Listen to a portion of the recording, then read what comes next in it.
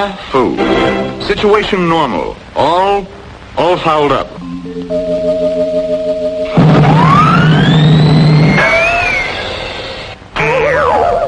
This is SNAFU.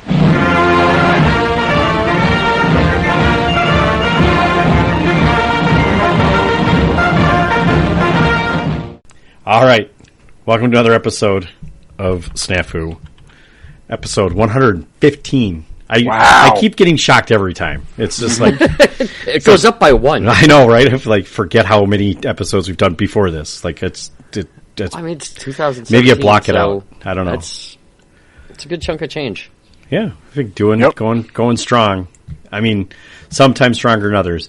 And I will say, Minnesota summers, it's kind of hard to want to sit inside and play games. It's the only time we get that we can be outside, so...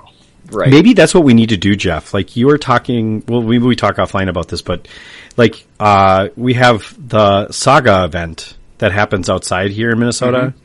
Like maybe we need to like do a bolt action version of that. Just a game day. They're playing on a picnic table. It's chill. And then they like play one game at the end that's a little bit less like bigger, but also chill. I don't know. It could be. I could see that. You know, it works for Minnesota. Like it's like our weather. It's There's still like 2 weeks at the beginning of the summer and the end of the summer. That you're not doing it July 20th. Today was everyone's sweating their nuts off. Yeah, actually, it was today. It's beautiful. It was. Yeah, shit. I guess we'll have to plan it for next year. This date. Memorial weekend. No, not Memorial weekend. That's a horrible choice. You know, maybe we can talk to somebody that can rent big tents, like army tents. There you go. You can pull the sides up so the sides are open. That sounds sweaty as shit too. But the one that they use for Saga is like an open pavilion with a roof on it. So like if it rains, they're good. And then they also have an interior space, which when it gets colder at night, they play their last game inside, which is kind of slick. And it's like a big group game then. I don't know. Whatever that event, it's called Saga Storm. I think so. Sounds like that's right. I don't know. That'd be cool for we'll have to look into that then. Straight up, immediately tangented. Sorry. Everyone else knows that was a topic. Until you blew it. Oh, shit. Well, I will admit when I tangent. So. Constantly. Remember, we're the only ones that are reading the agenda. Everyone else listening just assumes this was happening. I didn't read the agenda. We should post it for people. Like send out those guys that go to concerts and collect the set list. We can give people the agendas. Just see how very little is actually on them. How wrong we were. Yeah. No. All right. Say hi, Jeff. Hi, Jeff. Say hi, Pat. Afternoon or evening, everybody. Probably. No one listens in the morning. Yeah. Probably not. I don't know if I could do this first thing in the morning. That sounds like it would be pretty awful. I couldn't take me in the morning like that, no. No, yeah. I'd have to at least 2 cups of coffee or, in my case, Diet Coke, but whatever. Yeah. Something. Yeah. Yeah. Welcome back. We got lots of stuff to talk about, I guess. I mean, some stuff. Or we're going to talk about stuff for a long time. Yeah. Or we talk about some stuff for a long time. Hopefully that's some quality content. We'll talk about a few things a lot. Yeah. It's really slow. Yeah. Just talk slower. Add the runtime. Yeah. No, we don't need to add runtime, just a runtime. God, no. We're plenty good without it. Anyway, let's start with hobbies like we always do. I'm first on the agenda today. I don't know if that's a good choice, but we're going to go there anyway. Because I've been doing a lot of stuff lately.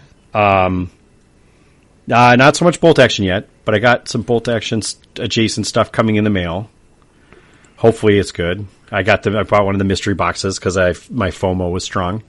Mm-hmm. I think I bought it like the second to last day. All of a sudden it was sold out right after I bought it. So I was like, oh shit, like sweet. I apparently dodged the bullet or got shot. I don't know. One of the two. Yeah. Like maybe we'll see how bad it is. I'm hoping it's good. It seems like the mystery boxes have done well, and I don't have that much Conflict 47 stuff, so I figure it was a good way to start in that one. Yep. Maybe get another army. I've got like an Americans. Yeah, I looked at all this stuff and I was like, okay, if I get something Americans, it's still, I only have like 1,500 points worth of Conflict 47. There's no variance. So if I get more Americans, that sounds like it'll work out anyway. Have you played Conflict 47? I haven't yet. I have not yet. I would like to. We haven't just had time. Boiling over with anticipation? Dude, yeah, well, right. Okay. it's bolt action with some cool sci-fi shit. It's got a bunch of other stuff, but I don't see why I wouldn't like it. I like the sci-fi aspect of it. So yeah, I agree. Yeah, everything about it, just the aesthetic, I like. So I'm willing to give it a shot. And right, it's more fun stuff to paint. I don't know when I decided this, but this is going to be my year of paint shit for fun. Mm-hmm. So I'm painting stuff that I want to paint. So I painted. What do I got up there that I just painted? Oh, I painted the Teenage Mutant Ninja Turtles. Nice. Impact Miniatures makes these like chibi Ninja Turtles, and I was like, I'm going to paint these guys just for the shits and grins. I picked them up at Adepticon and decided to paint them. All right, cool. So yeah, I'm in the middle of painting another Blood Bowl team. I'm painting adjacent, non-bolt action stuff in some cases here, but that's taking a lot of time. So yeah, the thing that I've done, and this is, and maybe some people saw this, I don't know. I have switched out all my paints. I went from smatterings of crazy, whatever shit I could pick up at the store that looked like, oh, that's the gold I want. And I moved to Pro Acryl, which is Monument Tabi. I was looking for a good quality, super high pigment paint that is pretty. I would say they're probably one of the better ones, like straight out of the bottle, as far as like quality of paint. It has a good thinness to it, and it's got super high pigment. Bottle. What's that? I said it's good to drink straight out of the bottle. Right. Mm-hmm. Yeah. No. Right. Not having to water it down is actually a huge deal for me. Like, I don't want to have to do that constantly. They are slightly bigger bottles too. I think they're, what are they? I'm looking 22 milliliters instead of like 17 milliliters. So you get a little more paint for your money. It's about the same price as most of them. But what I was really looking for was like a ultra matte finish, which I struggle with a lot of like Vallejo paints. Right, if you've painted with Vallejo, you'll see that it has like a sheen to it when it's done. It's like not quite even semi-gloss. It's still kind of eggshell, but it's got a bit of a you could see the finish on it. And I was looking for something that didn't have any, like it was like truly a matte finish. And there are only a few companies that stood out in that, and Pro Acryl was the one I chose. The other one was Scale 75, which apparently is incredibly hard to find in the United States. I didn't realize how crazy it was to find it, but I was like trying to find the starter set, and like it was like stupid expensive. And what is stupid expensive? Fuck, dude, it was like $300 for the starter set, something like that. Like with shipping and tariffs, it was astronomical. I was like, I can't justify. Still doing those? Some companies are. Like, I just bought, so Warlord actually has a tariff on their stuff right now. You can choose not to pay it, but I don't know what happens if it gets stuck in customs or something. And then you have to pay it through customs. So Warlord offers like a pre-select option. So are they still doing the thing where they give you a gift card for the tariff amount? Yeah, so you can get a future purchase. It's like a rebate essentially. So yeah, my purchase was $200. I paid $20 in tariff, and then they'll give me a $20 reward to use for something else in the future, which I think is a pretty. Warlord has always been really good about like trying to compensate for bullshit like that. Shipping costs and whatever. All the stuff that's happened. Like during COVID, they were doing the same thing. Like shipping went through the roof, and they're like, guys, we got to do something, but try and find a way to make the customer not feel completely screwed on the back end of it. So I hate being screwed on the back end. Yeah, right. Yeah. So what else did I also decided to get a paint handle. I had like the cheap, shitty Games Workshop one, and it was fine. But is that like clamps your miniatures? And, yep. Yeah, it's like gives you a handle so you're not touching your miniature while you're painting it. That was my biggest thing. Right, well, right. How are you going to get fingerprints on it? Yeah, how do you paint all over everything? Yeah, exactly. How do you get the paint on your fingertips? So yeah, exactly. So I bought the company's called Golden Maple. They're a Chinese company, but they sell a lot of like hobby related stuff. And they make a wood handle with like a magnet in the top, and then you have these little pucks with magnets in the bottom of them. So you can actually spin your model around. So like while you're working on it, it's not like fixed in the spot, but you can spin it around so you can paint the backside and you don't have to like try and mess with it too much. That was one of my other big like aha moments. I'm like, that makes a huge difference when you're painting, because it also helps you sturdy, right? Because I have more to hold on to when I'm like using my two hands together, and you like, I can touch the, right. One of the big rules about painting is like, if you can keep your hands together or have your hands touching each other, you're going to have more stability, right? The thing holding your model and the thing holding the paintbrush, as long as they're touching some way, that you give a way more stable paint job. I've been painting for how long, and this is the first I've ever heard of this. I know. Well, dude, are you like grounding your thing too, or what? No, not grounding. Well, but it's kind of like grounding, right? Like, yeah, I will literally hold the base of my handle on my chest, and then my hand is touching my other hand, or the paint. The handle has like a way to rest your hand on it, so you're kind of all connected. Dude, I've been like a rabbit hole into YouTube videos, and this is all stuff that I saw that, like, you know, the really truly good painters are using handles, and this is why, like, right, so you don't want to like get grease on your models, like finger grease and stuff, and it also prevents you from like touching shit when you shouldn't be touching it, you know. I don't know. So did that. I ended up getting a whole bunch of new brushes. I was super unhappy with them, so I won't name the brand. Just trying to find a, you know, replacement for. I've had bad luck with the Winsor Newtons that everyone swears by lately. I've been getting a lot of shitty ones from Amazon.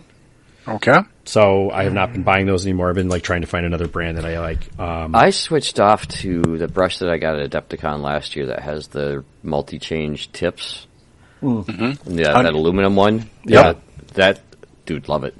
To keep a good tip? Like, that's the thing that always... No, but I have 18 of them. Right. So, yeah, you just replace the tip when you're upset with it. Yeah. That's good. It's a couple months before I'm replacing a tip. Okay. That's not bad. That's better than the last brand that I bought. They're, you know, Sable Kolinsky brushes, and some of them are doing better than others. I actually bought 2 batches of them just because, like, I'm going to guarantee some of these are not going to be great. And some of them have been better than others. But overall, you know, like old school Series 7s. That's what they're called, right? So, yeah, the Winsor Newton Series 7, yeah? Yeah. Those old school ones are, like, super good quality. Yep. And, like, for some reason, I wonder if it's the quality that Amazon gets, or if it's just the quality of the brushes in general have gone down. Are you still Series 7? Yeah, the Series, the Winsor Newton Series 7s, right? They're Sable ones, have been pissing me off. Like, I bought like 2 of them, and they're like, I'm not wasting my money on that much. That's just, they're too expensive for what you're getting. So I've been finding alternatives that have, you know, they're not quite as good. But if you condition your brushes, you know, if you're using brush conditioner, they seem to do okay. And brush cleaner. Yep. Yeah. The brush cleaner and conditioner. The stuff I have is the same, one and the same, right? You clean with it, and then you leave some in it when you're done washing it. So it helps. Mm-hmm.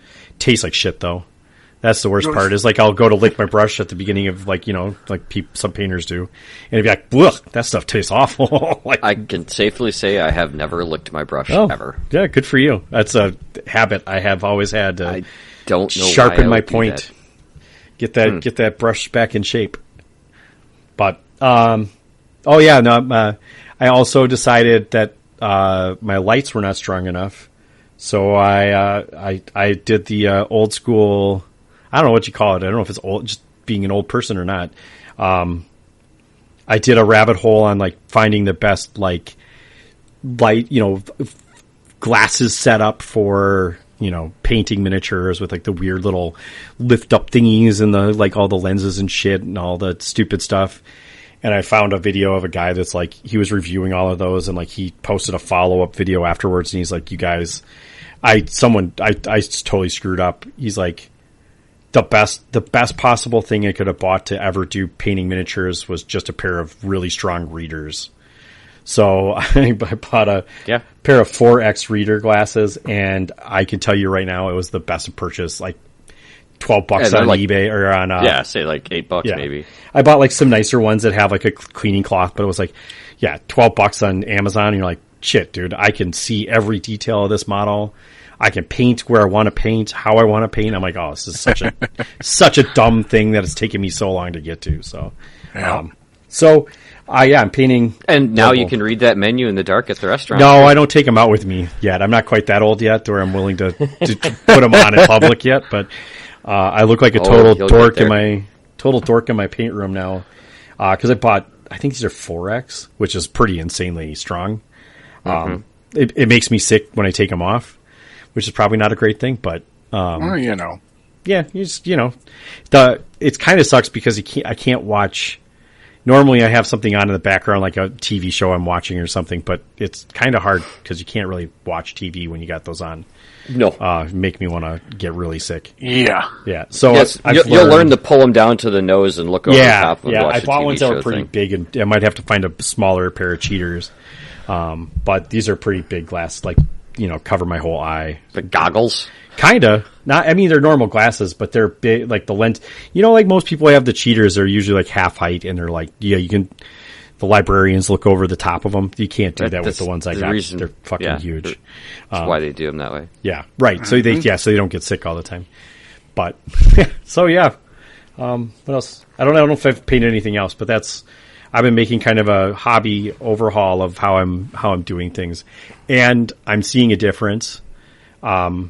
Moving to one paint line has been pretty incredible as far as I have a more limited palette, but I'm able to do more with what I got, if that makes sense. And they're not quite set up as I was looking for a triad set, scale 75 is a triad. So you get a base color, a shadow color, and a highlight color. So you can kind of you don't have to make a formula for yourself on how to paint certain things.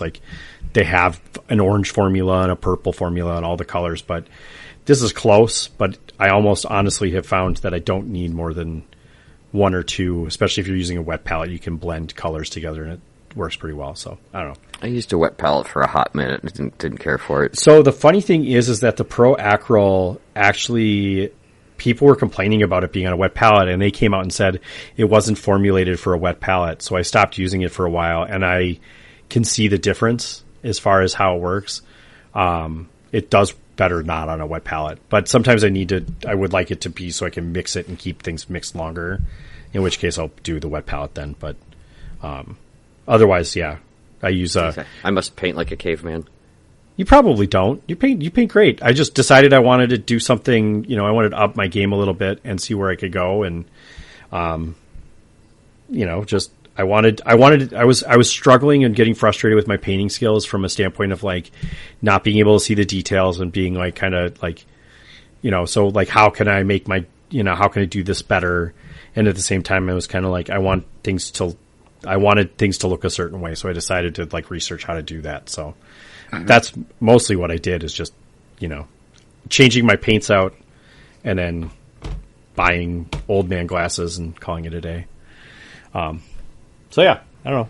That's what I got going on. I guess what else I got? I 3D printing shit all day long. That's also fun, but we don't have to go into that one. How about you, Jeff? What are you working on?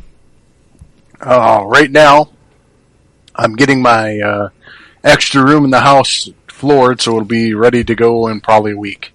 Nice. So I'll finally get to have my hobby room back.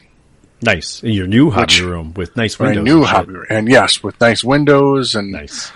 Room for a table and everything. So I'm really excited about that, actually. And a pit of despair. And a pit of despair. There's a hole in your closet, right? Yeah, it's pit. It's like a 8-foot deep sub pump hole for some reason. I don't know why, but okay. It's just really scary to walk by. Yeah, right. To get a good lid on that thing. Yeah. Yeah, exactly. Well, it's in your closet, right? It's not. Yeah. It's in the closet. It's well enough away from everything, but jeez. So something you were not expecting? No, definitely not. I was open when I opened the plans. No. When I opened the manhole cover, because that's basically what it is. I was expecting to see 3 feet deep, and I was like, oh yeah, and I was like, holy shit! I was like, that's really deep. That is really deep. Found the paint I was looking for. Exactly. So yeah, I'm about to get that back, and that makes me really happy. And I'm currently backing up all the Dewey Cat files from Wargaming 3D because that sucks. But what happened there? I saw a blurb. For some reason, I don't know why. They weren't going to host anymore. Yeah, Wargames 3D or and something else. The company that makes it, the two-man company, decided that they were no longer going to support it. It was required. They posted a statement, but basically it was requiring way too much attention for the amount of money they were getting for it. Like, it was basically just they weren't making any money doing it, if that makes sense. Okay. Right, because they're not the ones making the files. They're the ones just hosting them and selling them. Yeah. Yep. So they're cutting a little portion off of it, I'm sure, but probably not nearly enough. Not enough. Yeah. And rather than charge more, they just I don't know. Well, I imagine that a lot of their job is basically keeping other people's shit off of there, right? Like, people copyright infringing and stuff. They're probably constantly fighting that battle of, like... Well, and people uploading, like, porn and stuff miniatures and things like that. Right, exactly. Right. So I'm sure that they were getting a lot more hassle than it was worth for their time, which doesn't surprise me. But Dewey Cat isn't one of the main guys. He just sold on their platform, right? He just sold on their platform. Yeah, okay. I didn't think it was his platform. So no, it's not his platform, but I think he liked them because of their ability or their desire to keep copy infringed shit off of their website. Right. Because I think Dewey Cat was getting stuff stolen from him frequently for a while there. Yes. But the problem is, I'm like, Jesus, there's a lot of stuff here, dude. Right. Right. I bought a lot of stuff, and some of it doesn't make any sense. So anyway, yeah.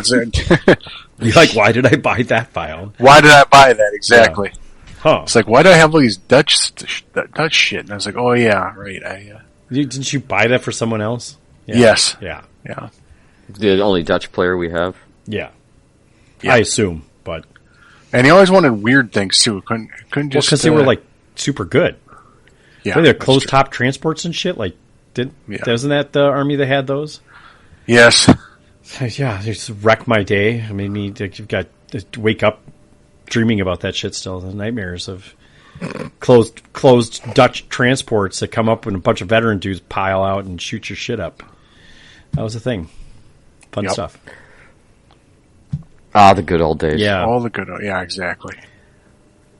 Well, it's unfortunate that website's going away. I think someone is currently compiling a list of all the people that were creating on there, so there's a chance you can go get the stuff still. But if you Jeff was going to have it. Yeah, I have a lot of purchases. Right, you want to get you want to get your download. Yeah, I think you have until the end of 31st. May. Yeah, it's like 31st. Around the corner. You got 6 days. But the thing is, if I don't do it now, I'll forget. And right. And then it'll be gone, and you'll be like, dang it. Yep. Go get them now. Because I purchased quite a few things on there, so. Right, and I knowing me, I would have deleted some of them too, for sure. Yep. Fun shit. Well, excited to have your hobby space back. It sounds like it's going to be pretty rad. That's going to be envious. Freaking awesome. Yes, yeah, it's going to be freaking awesome. Do you have? Are you going to have like a? Oh, do you still have the other space where you're going to be able to 3D print? Yes, I'll still have that room with a vent in it. No, because that's where the exhaust fan is and everything. Mm-hmm. So, right, okay. So you won't have the 3D printer in your hobby space. That's really slick, actually. Yep. I did not want to have that hobby. I didn't want to have that hobby space polluted. Right. Yeah. Don't spoil it already. So when you get your 5th or 6th printer and you run out of room in that other exhaust room. Yeah, something like that. Whatever that is. You're at, what do you have? You have 3 printers?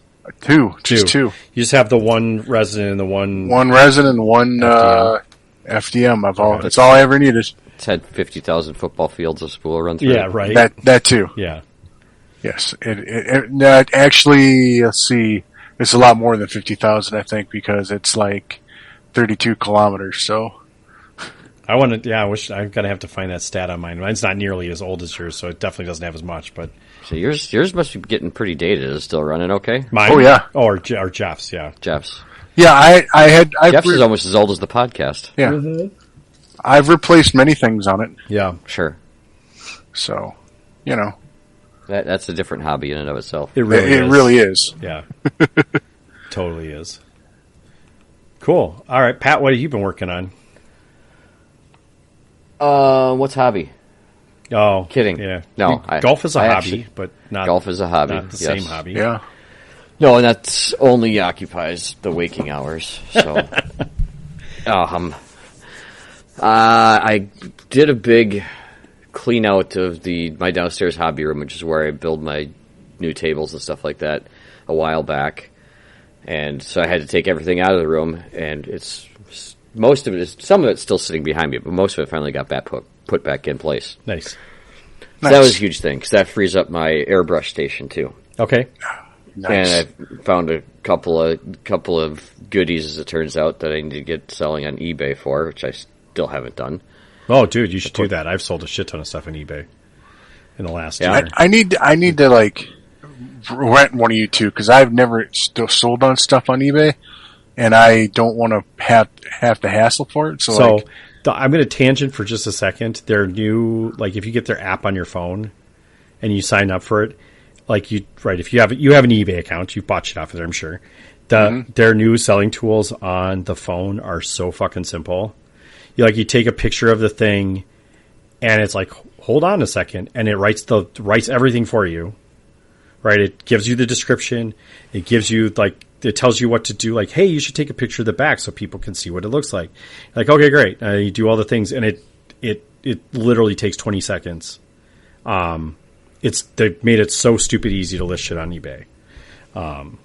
It's super slick, and it gives you like an estimated price. You just want to make sure that you're paying attention to that estimated price to make sure that it is so in range. It sounds like you don't want to make like 40%. What? Oh, I mean, sure, I'll make 40%. I mean, 13 if it goes straight to eBay, but that's okay. Whatever you got, send it over. I'll sell your shit for you. It doesn't take that long, as I found out.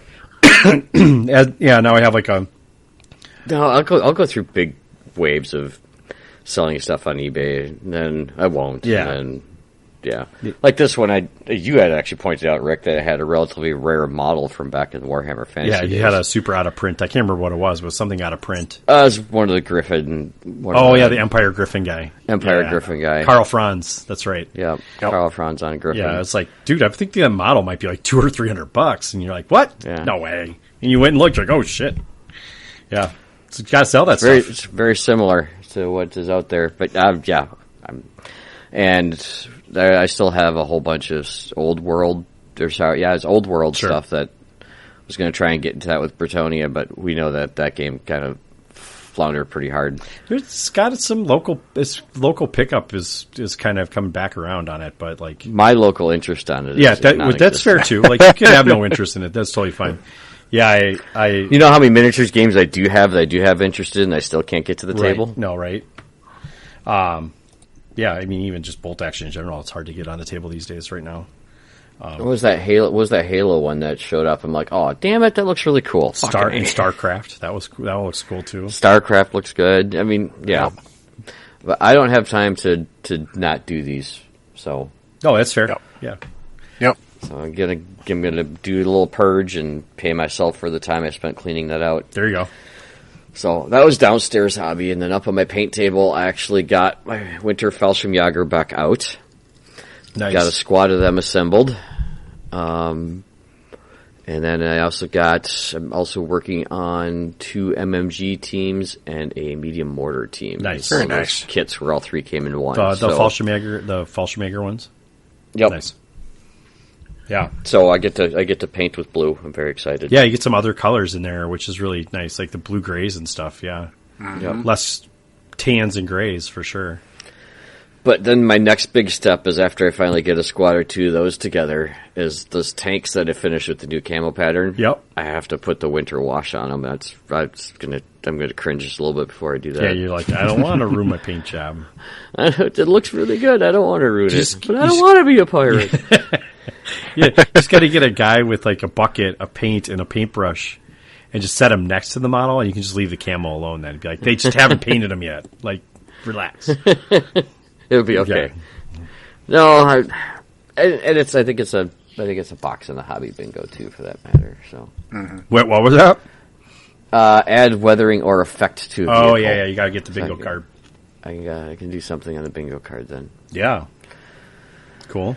So, yeah, I've picked the brushes back up. We Awesome. did some gluing the fingers together. Always fun. Yep, I'm getting my bases set up because I like to use. Who is it? I don't know, but the bases have the recess in them, so I can slap a washer in there and a magnet in there, so I get the proper weight on the base. Yep. Mm-hmm. So I did up a bunch of those because I've got a company commander and some squads, and then the team weapons all go on their own 60 millimeters, which I reluctantly used the one that came with the kit, even though I hate those stupid things. Oh, the plastic. I didn't have disc. any of the better ones. Yeah. I like them to look like they're on a little pedestal. I Sure. just think they look nicer. Well, Yeah. next time let us know, and one of us will 3D print you something. Hey, can you 3D print me about 6 of those? 60 millimeters? 60 millimeter with a nice Yeah, little my recess. printer's down at the moment, but yes, I can. Okay. I got it. I had some weird issue with one of the fucking tubes isn't working right. Nice. Yeah. The series of tubes. The series of tubes. One of the tubes of the internet is not working correctly. Yeah. Okay. Yeah, we can do that. We can find you something. There's got to be millions of pedestal you're talking like almost a GW Reaper. bases, I think Reaper is the name brand I go with. Sure, Reaper's a big From brand, Amazon. but they're slightly beveled at they're not round, they're angular, but they're like a 30-degree angle all the way around. No, they're round. Or they are round on the edges. Okay, Yeah. well, those exist too. That's not a problem. We'll find you something. There's got to be like 50 million free files for that for sure. One would hope. Well, you could, depending on what it is, you could just make it too. You probably could just make it. Yeah, fair chance you could make it with CAD. Well, if you want a file, I can get you a file. Yeah, right. You should make a file. Send me a file. All I do is print bases anymore. Bases and magnet replacements plugs for this castle I'm making. Nice. Yeah, so that, remember Operation SNAFU, the film crews I had? I custom designed those bases for specifically those film crews. Okay. Nice. They had the recess on them. Yeah. Nice. So, yeah, I'd like them for the 60 millimeter because they look kind of tacky on the flat. I don't like it when like, some bases look different than other bases in your army. I guess I don't care always that some are. I just want them to be consistent on my armies. Like, whichever thing they are, I want them all to be the same. But I do like the more, like you said, like the beveled, more like they sit up a little bit. Not the. Well, I like the recess, and I sent you guys a link for the Reaper ones I'm looking at. You just I like sent the me recess a Eco 5-piece mess kit. No, You might have sent us. wrong link. Thank God that it was you were still shopping and not looking at other stuff. We didn't want to see your clipboard I'm for. always shopping. Yeah, this is REI. I mean, that looks like a cool mess kit if you're going to the Boundary Waters. Yeah, it is. Yeah, and I am. Yeah. As it turns out. As long as they get those fires out, they're probably up. They're almost out, right? They are. Yeah, out, they are out. Okay. Keeping close tabs on Yeah, that. right. There's another. Oh my God, that link isn't so long. It's your whole that reference goes. thing. Yeah. Okay. Oh, they're square on the edges. They're flat, like 90-degree angles on the edge. Okay. Yep. Well, that's easy. Oh. That's what you're actually. Yeah, that's what you actually buy. Oh, interesting. That's what I actually Okay. buy. Shit, that's really easy. Yeah. Shit, Because I could maybe blend it's that not thing together. it's not bevel, right? No. No. Yeah, it's just Do you need them to say Reaper on the bottom? You do not have to say Reaper on the bottom. But I could actually do that, to be perfectly honest. Let's not do that. Like, don't do that. I could put my name there. Moline, exactly. Moline bases. Yeah, good.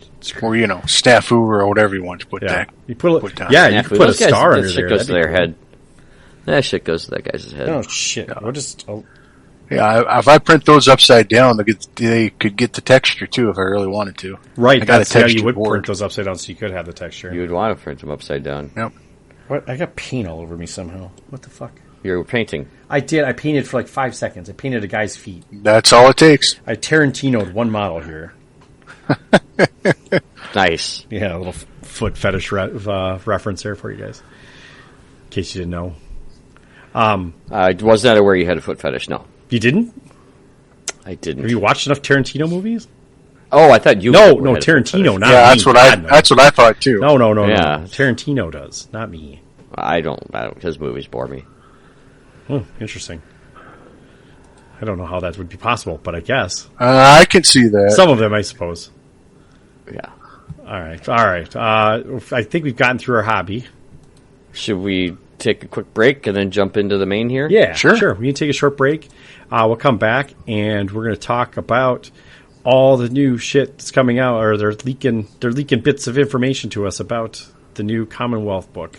They're leaking. It's leaking. I don't know if anyone's told them it's leaking, but that's not really leaking, you guys. Well, it's at least it's coming from Warlord. Marcus. Time. It didn't come from like Osprey or something. Jesus. Yeah. No. We'll take a short break and we'll come back and we will talk about all our thoughts on that stuff. Sounds good. All right. Hope you enjoy the music. Be right back.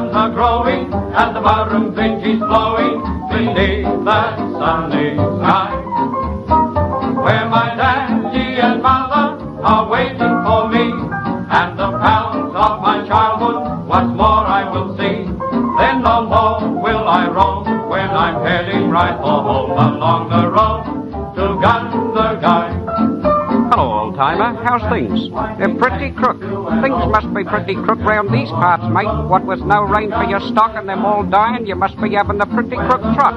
But you ain't got it all on your own, blimey no. The other day I asked a bloke if he had any old clothes he didn't want. Spruce, he took a look at me and said, ain't them you got on old enough?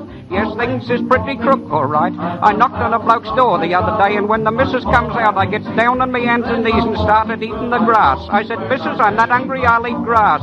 She said, you poor man, go round the back, it's much longer. Yes, things is crook, all right. Well, suppose I'd better be jogging along. Hooray, mate, hooray, I'll see you again.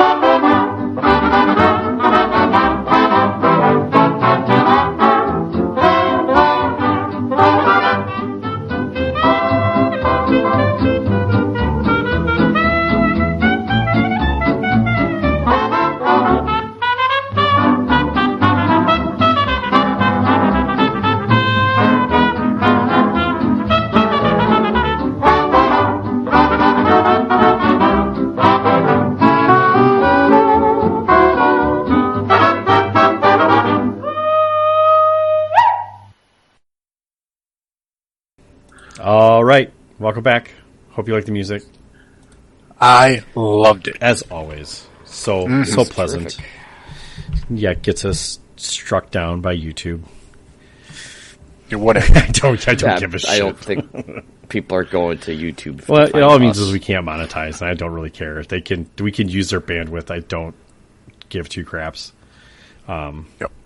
they're not making much money off us anyway. So all 5 people that use YouTube to listen to something, some people might use it just because it gets around other proxies or something at work or something. So that's the only reason why I even keep it up is shit like that. That and the one dumpster fire of an episode we did live. Yeah, that's still there too. So, that was bad. It wasn't great. It wasn't the greatest thing I've ever done, but I don't care. Whatever. Welcome back. And now we're going to talk about something more fun than our hobby, the nerdy talk about paint and shit. Though I enjoyed that conversation. I do. I don't know what anyone else does. I don't really care if you. There's nothing wrong with nerding out about. No, I know. I totally hardcore nerded out on some of this shit. My YouTube was like nothing but painting videos, and like I probably spent, I would say I spent at least a good solid 3 weeks like hemming and hawing about which paint brand I was going to buy from. And funny enough, one of our local guys, Monty, was the one I think pushed me over the edge. That he was like, he's a great painter. His shit looks good, but he's like, I have room on in my paint wall for Pro Acryl, so I pulled the trigger on it. But I went like all the way. Like I got rid of all my. I still have all my other paints. I just took them off the paint rack and put them in a box. And like if I really need to go back in there and find a color I don't have access to, I can go back. But I don't know. So far, I'm very happy. Anyway. So yes, Warlord has been gilding the lily as far as the new Commonwealth book that is coming out soonish. Imagine that. Yeah, they're really pushing. They're hyping the shit out of this one. Normally, they only get to release one set of army rules, but since this book is being touted as 6 in 1. Yep. One book, 6 armies. Yeah, that's a thing. It's better than 2 guys, one. What the fuck is Alistair's? 2 guys, 1 dice cup. Yeah. Oh, ew. Every time, I just like no, you stop it. No, I cannot subscribe to this. He's got some pretty. He good does. I'm not saying he doesn't, though. but it's also just the name alone. I'm like, no, not all. Of course, that's exactly. Yeah, well, I know he's getting a rise out of me for sure. Good for him. Anyway, so they're releasing this book. When is the date on this book? I can't remember now. I believe it's Q3, so I think July. It's around the corner. I think is the official, if I recall the timeline correctly, which they do have on here somewhere too. I just think I closed that tab. Nope, I didn't. I have it open. I just got to find the date now.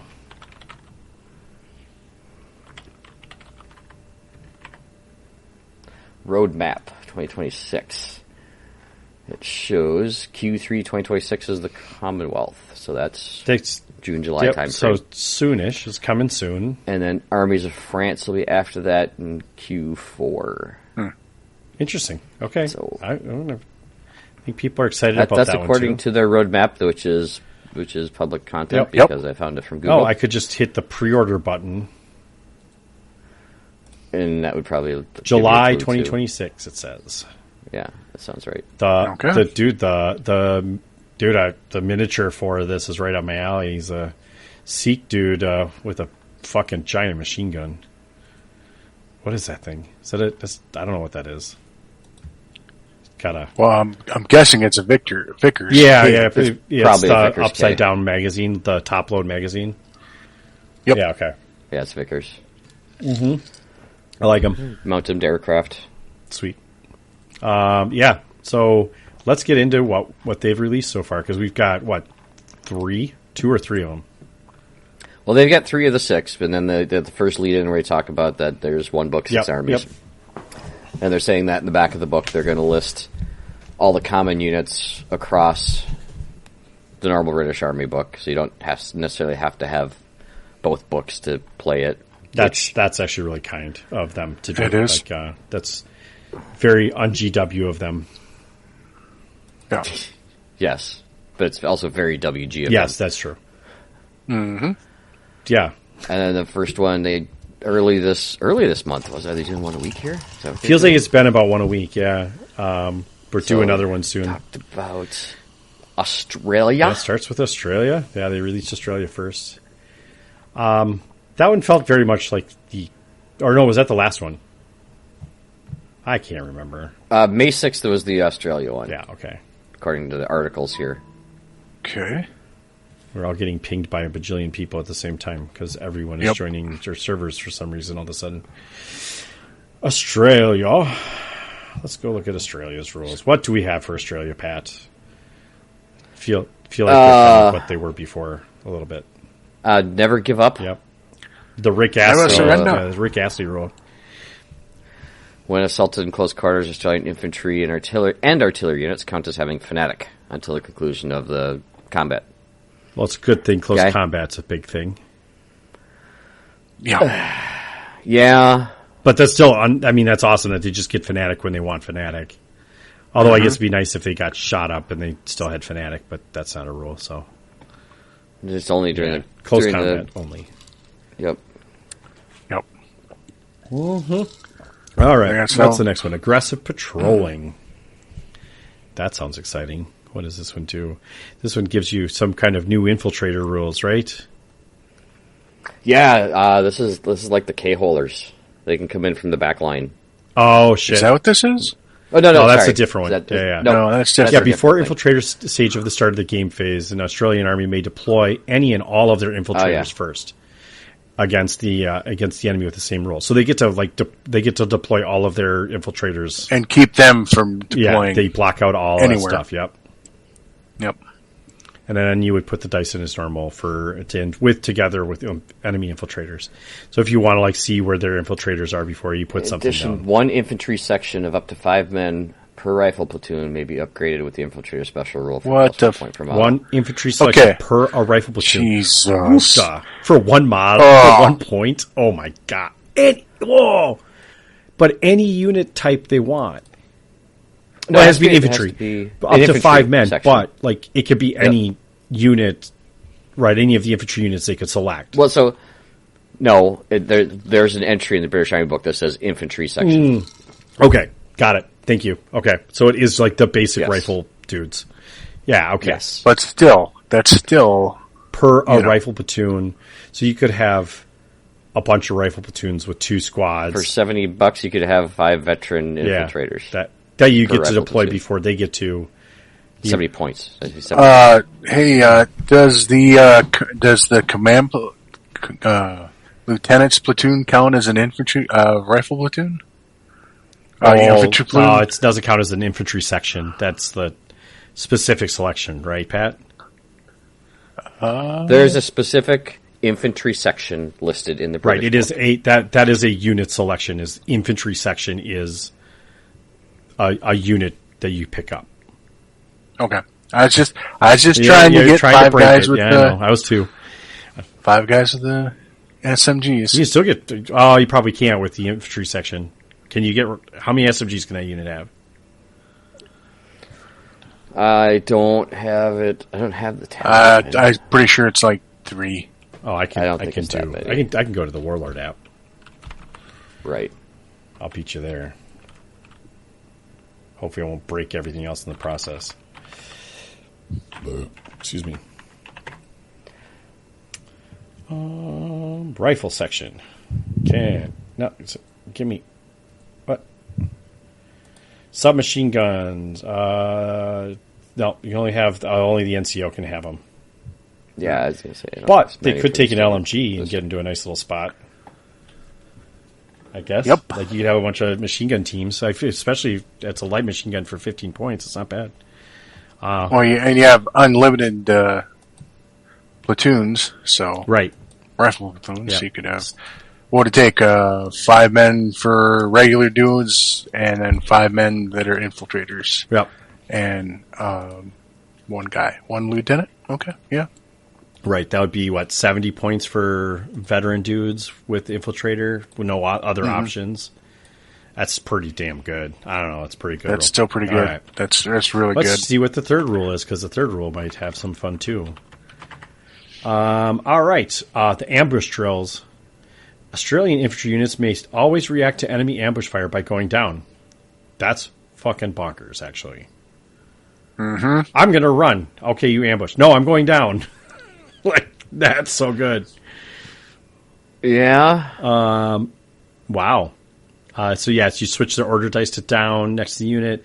It's now complete, and they cannot further activate. But then you resolve the fire on the order who triggered the ambush. So you get to it's kind of like juking them out, right? So you get to get the cover saves and shit. Wait, what? Then resolve the fire. You can react to ambush fire by going Yep. down to use a place infantry unit down next to the dice. This unit's activation now complete, and they cannot act further this turn. Then resolve the fire order for the enemy unit who triggered their ambush. Okay. Right, so the ambush still goes off, but And you're stuck wherever the ambush went off. Right, so they catch him out in the open, hopefully. But you still got...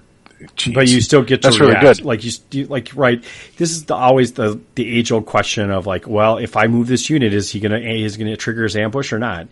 Now you can be like, yeah, I guess I'm going down. Sorry. Yeah.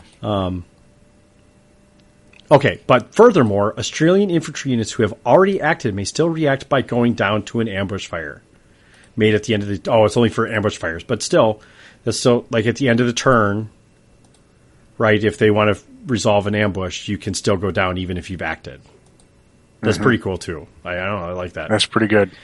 It's not the best rules of this book that we've seen so far, but it's still pretty damn cool. It's not bad. It's not bad. I like where they're going with Australia. I don't think we haven't seen any units yet. We've only seen the army special rules, but there's a chance that they might have some other infiltrators too, because they've had other infiltrators before. Mm-hmm. Oh, and they've got the special rule for their infiltrators, right? Yeah. Their aggressive patrols. Yep. So, Yep. clearly, well, if nothing else, they can make one standard section per rifle platoon an infiltrator. But it says in addition, so I'm going to presume there's they could have snipers. Yeah, but that's not that's not the same as a mandatory unit. Yeah. A squad. Right. But they have had the Papua New Guinea dudes and shit like that previously were scouts and shit. From what I understand, it's very easy to get infiltrators with Australia. They have lots of choices. And they used to have, I'm glad they got rid of the other rule they had before, the cock block rule that they had, where it was you couldn't deploy anything within 12 inches. And if I deployed anything within 12 inches, you had to move your shit kind of thing, something like that. I can't remember exactly what it was off the top of my head. I'd have to go find the old rules. But they had some weird rules about how you deploy your infiltrators around their infiltrators. Still kind of there. It's just a little different now as far as you can put all your shit out first, which is pretty crazy actually when you think about it, depending on what it is, I guess. Yeah. How many of them you have. There's definitely shit you might not want to put out before them. Yeah, but okay, so I'm thinking about this though, there's no requirement that your stuff is 12 inches away from your own stuff. Right? Correct. So you could deploy a unit a squad and you come back later and deploy your forward artillery observer right next to your other unit. And you're not blocked up. You're just your opponent is. That's pretty sweet, I guess. I don't know. Depends on what you're doing. Interesting. Is it? I don't know. I like them. I think the Australians have some interesting stuff.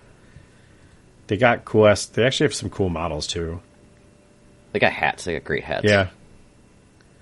It's funny that some of these models actually kind of look Australian. They have a look to them. They look a little different and they look a little Australian, I guess.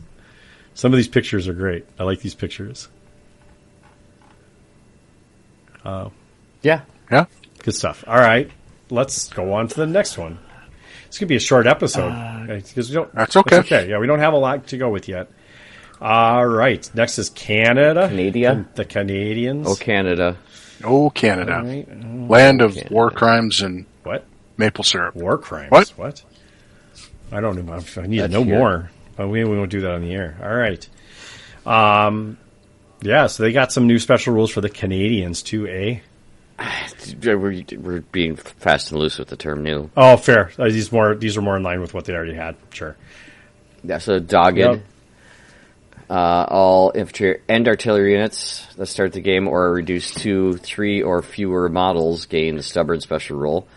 If they already have stubborn, they gain fanatic instead. Okay, so this is a little different than That's V2. still cool. That is a good rule. That's basically your light mortars and light artillery are going to be. Oh, they start the game. Yeah, they Stubborn. start the game stubborn. Yep.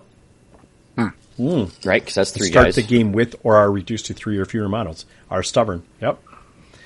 That's pretty good, actually. Yeah, your mortar teams are going to be okay. Your heavy's going to have 4. I don't know that Canada had a heavy mortar. That's I don't you just bring remember off the top of mediums my so you head, get the stubborn roll. Yeah. just get the free Right. points. Go.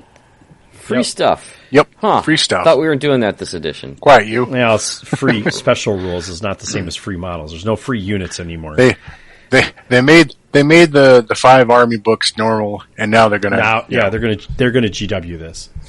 now they're, Now they're going to swerve the right, wheel. they're gonna swerve the wheel. Oh, Power you like creep your the hell out normal of your normal British? I guess you're gonna get a Canadian army too, eh? it. Hey, Right. All right. So next rule is the highly motivated. If any Canadian unit within 12 inches of an enemy model, they may subtract 1 from the result of any order test they're called upon to make. wow. The number of times I've missed by 1. And that's it's really what's good for normally them. morale checks. This is actually order tests. Mm-hmm. Fucking hell, that's actually really good. That's really good. Yeah, that's great. Well, Going to okay. get up and personal is what that's. Went overseas to finish the You job. think that? That's damn Just straight. just wait till you need to get to the Yep. next one. No, it's so far so good. Yep. Let's go to the next one. Oh yeah, this one, the flame warfare. That's a good one too. A single section per rifle platoon in a Canadian force may have one man swap his rifle for a flamethrower. Yeah. Inversely, infantry units with the engineer rule cannot have flamethrowers because apparently the Canadians just put them in normal squads. So you could just have a crap ton of flamethrowers in a rifle platoon. Also, A single rifle section per rifle platoon. yeah, so they could, but also they're protected by, normally it's either 2 models Yep. or an engineer squad, and this is just a rifle squad. Fuck, man, that's awesome. You don't have to take it in an engineer squad. They don't have to take the engineering platoon. Yeah, it's really good. It breaks a couple rules there for sure. I mean, still 30 points and still runs out on a 1 and 2, but That's a great way to get a flamethrower. It's better than anyone else right now. It's one of those things where you're like, I'd love to have a flamethrower or 2, maybe a couple, but I'm not willing to pay for the engineering squads. Like that's so dumb. Right. Plus the Yeah, platoon yeah. tax of the Right, but if you're HQ. like, oh, I guess I have an extra couple points, I can find 30 points to put a flamethrower in my rifle platoon. That's pretty good. Yeah. I like that. All right. Next one is the Browning machine guns. All Canadian vehicles have an additional option of adding a pintle-mounted MMG for 15. They can upgrade it to an HMG for 10 more. So for 25 points, you can have an HMG on any of your vehicles. Right now, the only people who really can do that Yep. are Americans. Yep. As long as they don't already have that option in the entry. Right. So if they list the option in the entry for an MMG, sure. You can't upgrade it to an HMG. You can't go to Yeah, 'cause it's already HMG. there. Fine, I guess. Lame. I don't know how many things that impacts then. Okay. Well, it's no. What's the German ace thing? The Panzer Ace? Panzer ace, yeah. Because that affects 5 literal yeah. 5 There's units. Right. Yeah. Very few things that actually impacted for sure. So we'll see how many if they just listed all but 2 vehicles that already have an MMG. Sure. And that's a separate sentence. I guess it's not saying that they can also upgrade they the can MMG upgrade to HMG. this MMG. Is the this in there says that it's related only to the pintle-mounted one that they can get via this rule. You're giving Warlord way too much. I'm credit for pulling out grammar my little bit of abilities. lawyer in there, and it's that they're saying they're talking specifically about the previous sentence. I agree with that, but I can see it right. from the other fair, side too. That's fair. They may have to errata that a little bit. What? Someone No. is going to call out exactly what I read it 3 times, thinking I'm like, can I just upgrade any MMG? No, but that's not what it's saying. Maybe it is, and I was just reading it too tightly. they'll fact it the other way for sure, Pat. They'll make it. They'll make it the bad way. Whatever the bad way is, they'll make it the bad way. It's like the running joke with my wife is always, if I said something that could be interpreted two ways and one way made you mad, I meant the other way. No, you meant it. They're doing this. No, you meant it the harsh way. Best intent, right? Best you made intent, it the correct whatever way. that is. Yes. All right. And then they get an airborne selection. So that there must be veteran, and they get the stubborn rule for plus 1 point a model. Woohoo. So we know Canadians will have airborne. Yep. Fair. And I think, we know that they're already going to be taking an infantry section, so Yep. that one could probably be taken as The airborne. picture that they put below this description is interesting because it's like the ass end of the picture. If that makes sense. Like, the dudes are all facing away from us. I don't know if that's normal. I don't know if I've ever seen that. Right there. Well, we're safe. The camera's safely behind them. Right. No, it's weird. I just They also didn't finish painting the faces on the Canadians. They're like, shit, we need this picture now. Okay, turn them around. Jeff's not into do eyeballs. We need to turn them all around. All around. Maybe. I don't know. Yeah, I guess the ones above it are doing it too. Maybe I'm just noticing that for the first time ever. I guess it's... Maybe Canadians only show butts.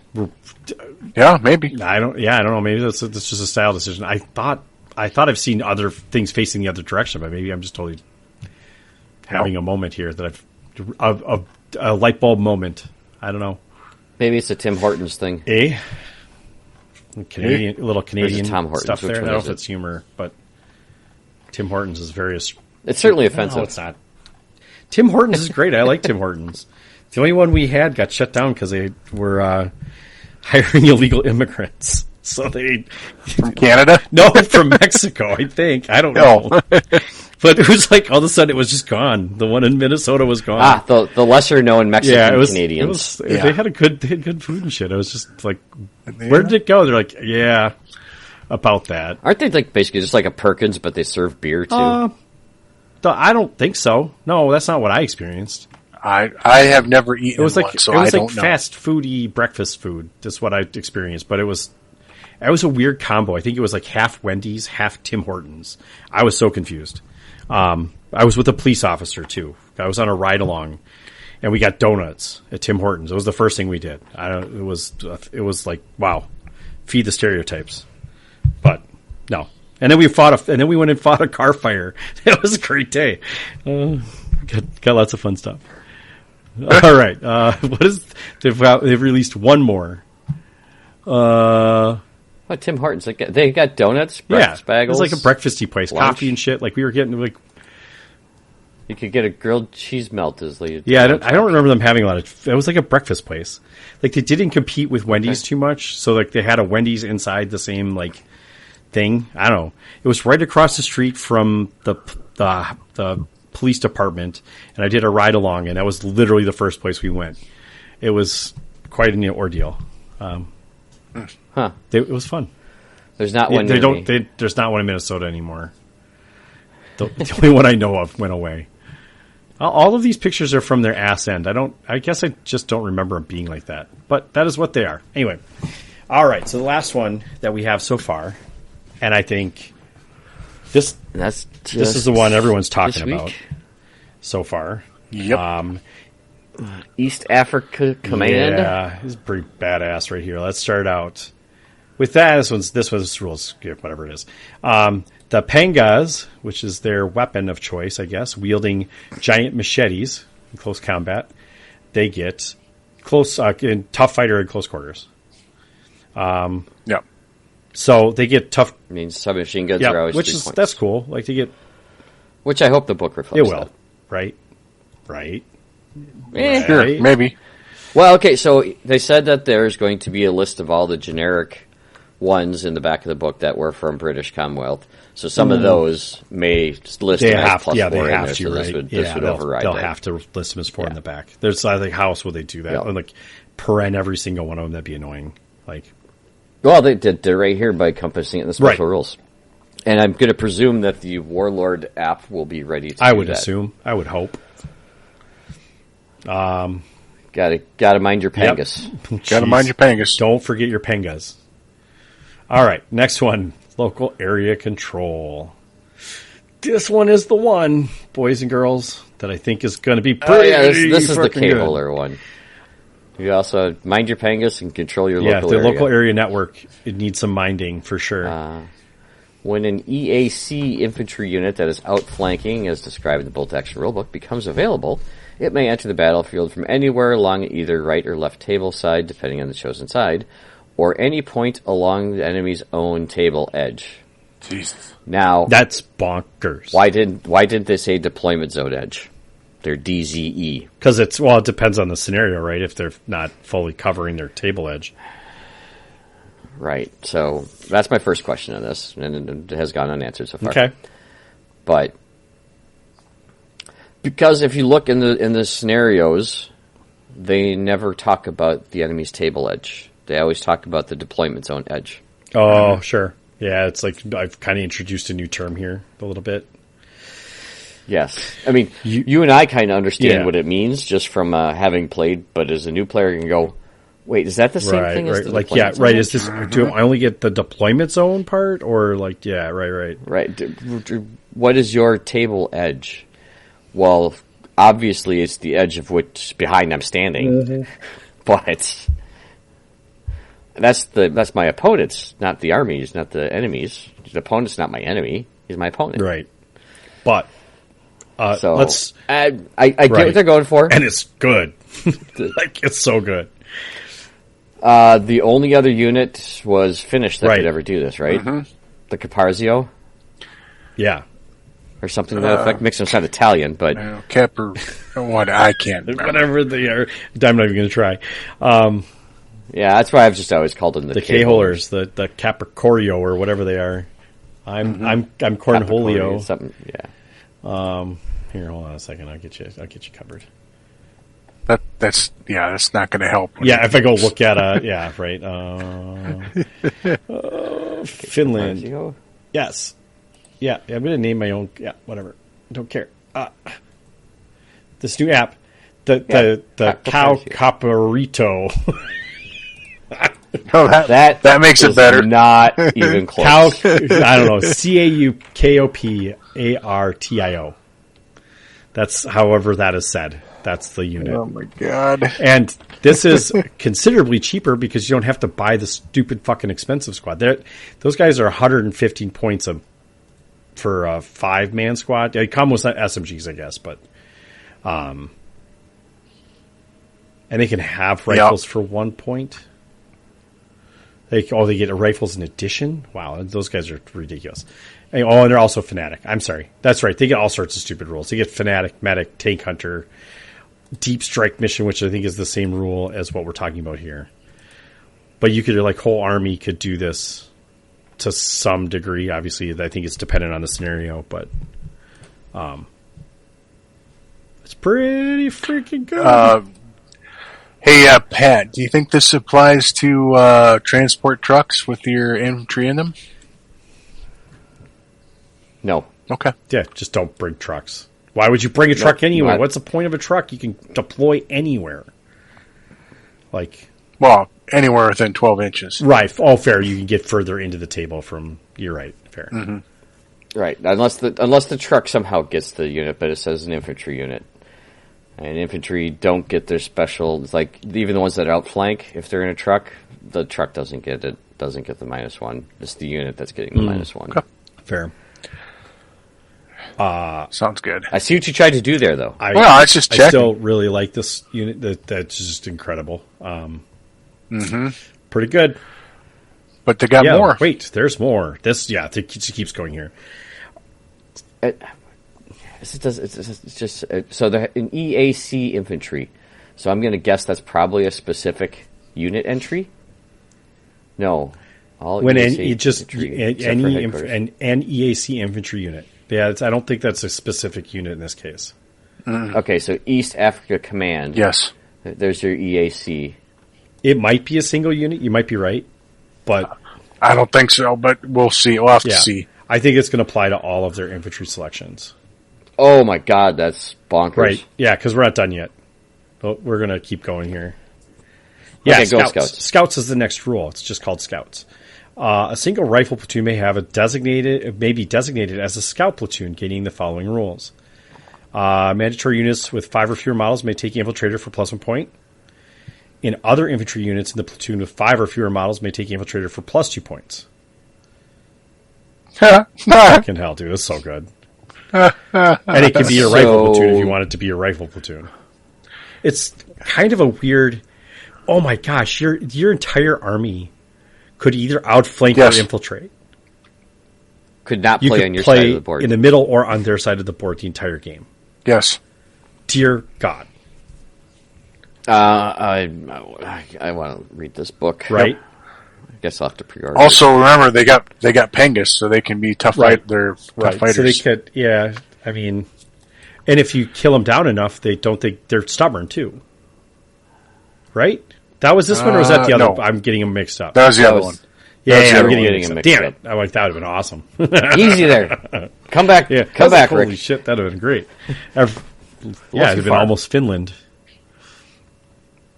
They're still kind of almost Finland. All right, but we're not done yet. We're not done yet. God, we're not done yet. All right, so the next thing is less important, I guess. Well, right. So desert mounted infantry is a thing. Yes. All units within rifle, heavy weapon, or recce infantry platoons may be upgraded to desert mounted infantry, so you can get your camel guys. Yeah. Oh, is that the?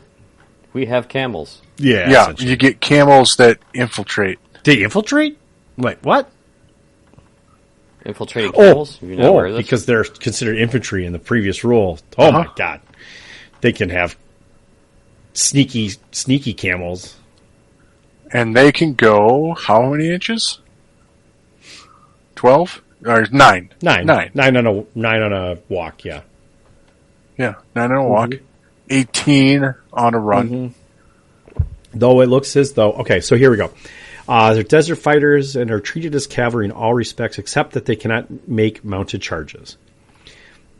Mounted models ignore any movement penalties for moving through any terrain feature designated as desert terrain. Well, that's dumb. Okay, that doesn't matter. That's like skis. Like, nobody's doing that. All mandatory units in the platoon must be equipped with it. And then the models must be mounted on mules, horses, or camels. Sweet. I could see that being a really big surprise on somebody. Like, oh, by the way, I got camels can march 18 inch off the back table. That actually thought a heavy weapon team? A heavy weapon platoon? You could like run up your machine guns into like a spot on camels and then jump them off, and then now you've got a nice little a good spot somewhere. I don't like that's interesting. Mm-hmm. All infantry units within rifle, heavy weapon, or recce platoon may upgrade to desert mounted infantry. So for 3 points a model, you can mount them. I don't want my mortars camel mounted. That's weird. Could they? Yeah, right. I was like, can you fire a light mortar off the back of a camel? I mean, I've been on a camel, and I would say yes, but I don't think you can. No, probably not. I probably would not have control. I can't range in on the ground. Yeah, right, fair. Let's cross-reference this with the cavalry rule from 3rd edition. Except that they cannot make mounted charges. I know they can't shoot, and they can't charge. Unless they have specific guns, they can't shoot.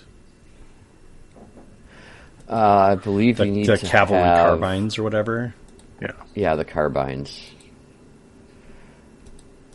Yeah, I'm trying to figure out whether or not you need to have those, or they become cavalry carbines.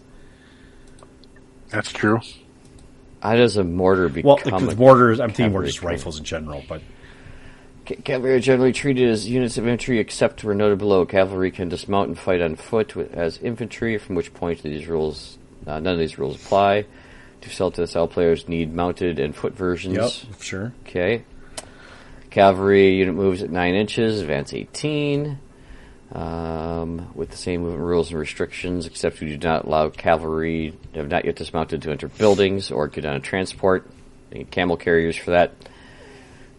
Cavalry units do not benefit from any advantages from going or being down. They can make a react move, Cavalry units can carry infantry small arms, but the only weapon that can be fired whilst mounted is a pistol or carbine. So they can't really. It's not that good then. But hold on. They do get recce though, right? Yes, they can only recce at the normal speed, not double speed. Yeah, that's okay. So they can recce 9. So I can come on the board anywhere I want to. I can recce if I have to. I have tough fighter. And yeah. Well, we aren't done yet because we got one more unit to talk about here. Oh, and I can ignore all desert terrain. And they're like, if it's a desert board, I'm going to say, that's all desert terrain. You can just run right through that building. Yep. Oh my god, I got at least 3 desert tables. Well, I got 2 jungle, 1 desert. Sure. I have 1 desert table. All right. Okay. We can also make them chindits. Nigerian chindits. Put chindits on camels, and then so for this, so you can only take this in a mid or late war force. By the way, folks, don't try and take it in an early force, or we're going to be very upset. That's right. Anyway, unit must be veteran. Sure. For 3 points per man, you get these special rules. Behind enemy lines. So when outflanking, this unit ignores the -1 modifier for coming on the table. Okay. Deep jungle. When picking your force, transport or tow vehicles may not be taken for chindits. Sure. No, this means they cannot be included in a recce platoon. Sure. Field craft, which we all know and love, is a great rule. Yep. It's a great rule. Superior ambush tactics. When deployed on the table, the unit may start the game in ambush. While in ambush, the unit has a stubborn special rule. Yeah, nobody does that. Nobody puts shit in ambush? Nope, not the start of the game. Nobody. Oh, sorry, that's hidden that no one uses. Yeah, hidden no one uses. I would absolutely ambush the shit out of these guys. Oh yeah, I would make them infiltrators, and then I would make them ambush. Suck it. Come on, bring it on. Okay, so I'm saying that's pretty goddamn good. That's a great rule set. I see people trying to find East African models already. Like they're like, where do I find the models? Isn't that a unit entry? Isn't that a unit entry? I don't think it's a special rule. Which thing is a special rule? The Nigerian that's a unit. Chindits. But you can give them the other special rules. Well, no, they get the right. That's what I'm saying. This is a unit, nothing. And then, you have to pay 3 points per man. I'm assuming that might be just built into the special rules of the unit. But yeah, you can make them infiltrators and shit. Like, it's all sorts of crazy stuff. Chindits are pretty good. I don't know. I mean, we haven't seen the Gurkhas yet, right? Well, yeah, I'm afraid of what they're going to do with the Gurkhas. Jesus, especially since they're the new models, are going to be Gurkhas, right? Yeah, new plastic kit for the Gurkhas. My metal models are fine. I don't have any of them, so I might have to buy some at some point because holy crap, I cannot imagine what Gurkhas are going to look like. I have a lot. I have 20-some. I think I have 24 Chindit models too, but none of them are Nigerian. Right. Well, they might be Nigerian now. Like they're going to make them Nigerian. Yeah, right. I guess. I think you know how to do that. Just paint their skin. Yep. Jeez. Yeah. Right. Change the skin. Just a different skin tone. Wow. Okay. How do these compare to the other Chindits? Like, are these right? Previous Chindits got they didn't suffer the -1 to hit, right? Previous edition, I'm thinking of post. Yes. Yeah, the ones you used to run were they were still pretty good, especially when they had the special rule extra shots and shit. I believe they ignore the. They had field craft. Essentially, had field craft before. Okay. Yeah. I can't remember. I just remember facing them and being like, those guys are kind of mean. Not quite Gurkha mean, but still pretty mean. Not very fun. Hard to kill, especially when they're veteran. Oh, so good. Wow. Yeah, I like it. I like everything where this is going. Yeah, Chindits have fieldcraft. What? Oh, they have fieldcraft. Fieldcraft. Yep. Chindits have ambush tactics behind enemy lines and fieldcraft. So a lot of what they already had. So the ambush tactics is unit places ambush and has +1 modifier to base morale. Starting a game in ambush. Okay. So yeah, almost like they're getting to keywords here. They're very slowly getting consistent. Yeah, they're putting their toe in the verbiage. water, so to speak, getting it there. But wow, okay. Yeah, I can see why people are saying this is kind of borderline breaking. Yeah. Yeah. Well, so here's the thing. You guys correct me if you're wrong. You played more bolt action than I have. Not many people outflank anymore. I mean, I would, if I had these rules, I would. Yeah. So the average player doesn't really outflank, and they really don't put stuff in ambush, and they really don't use hidden. The higher level players, though, use all of those things. Right. I will also say the outflanking, the amount of time it takes to get something up the board is part of the kind of like sometimes it's not worth it kind of thing.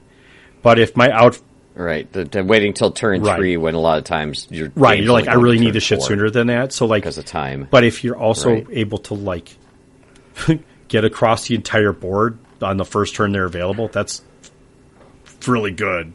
Yeah, that's especially really if they're good. chindas with the not -1, right? They have like the not -1 modifier. Yeah, so when they're outflying, they ignore the -1 modifier order test for coming on the table. So good. Yeah. Yeah, they're really good. The only thing I don't like about these rules is that they're overlapping so much that sometimes you might want to take one versus the other. Like, I want to outflank with these guys, but maybe I'd rather infiltrate with them. You're going to have to build your list in a way that everything works together. Oh no, I know, right? Too much tasty food here. Right? Too much ice cream. Whatever shall I eat? Which flavor should I eat tonight? No, for sure. But I don't know. That's also kind of bonkers. That's when really you can bonkers. basically. It feels like we're gonna have to wait for the book, obviously. But you could. It feels like you could basically make an entire list that's not in your deployment zone. Yeah, that's insane. Yes. Yep. I'm just gonna leave it at that. That's insane. I'm gonna have to find some East African models. What? The British Desert Rat models come with anything that has anything that would resemble a East African? Let's go look. Warlord Games. I'm just wondering if the Desert Rats brew has anything like what hats come on there to make if you can make an East African out of the Desert Rat models. Great Britain. I'm sure you well, could. I'm just trying to figure out what's officially on the sprue, right? Like, all right, British Commonwealth Infantry. What do we got for choices on there? Let's read what they give you. Optional Australian, South African, New Zealander, and LRDG SAS heads. I mean, South African, maybe. I don't know enough about this area to know what their uniforms would look like, I guess. You have to do some studying. African Command World War II. Let's see what images show up. No AI. Sorry, this is great radio. Fucking hell. And then it said no. I said no, and then it did it anyway. Jerks. All right, so those are a bunch of white dudes. That must be Command.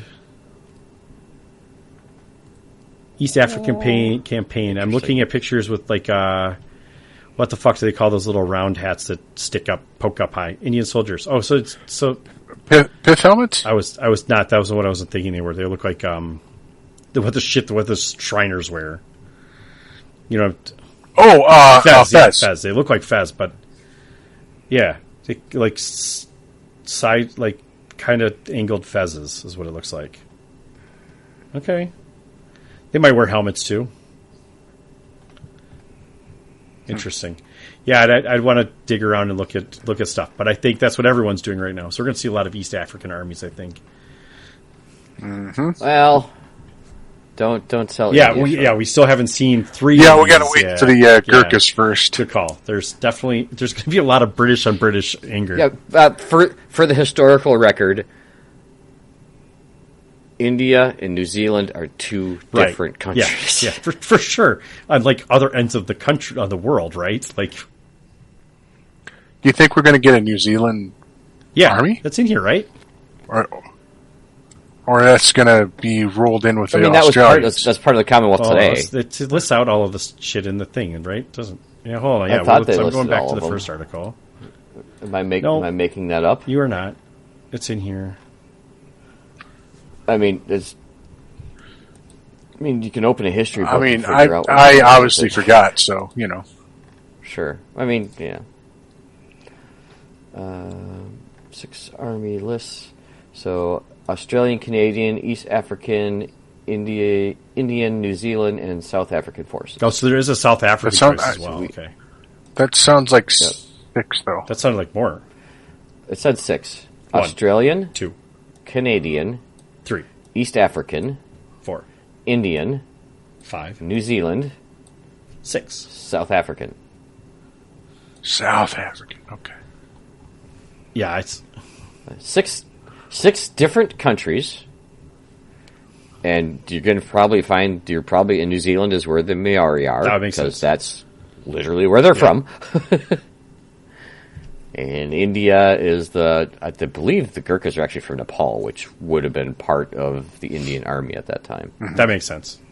Yeah, that's the Indian. Yeah, you're right. We still have 3 more to go, and we'll have to talk about those when they come out. The East African Command, though, is clearly the winner of the first 3. I like them. I like it. The whole army being able to, without a point cost, being able to come in the back line. There's something I feel we're missing there. Maybe it's only the one unit type. Like, you might be right. That might have been an actual unit entry. But even then, I'd take just standard rifle dudes all day long, even with that special rule. Mm-hmm. I'm going to go with that. No, right. You can't. Yeah, right. We'll see the book soon enough. Hopefully. When? Hopefully. July. July, anyway. I guess our June episode we'll talk about these other 3. Yeah. Yeah, there you go. Well, maybe we'll... Hopefully. I don't know. Maybe we'll see the book. Maybe we'll even have maybe Osprey will that'd reach be great out to me if we again. could get an early...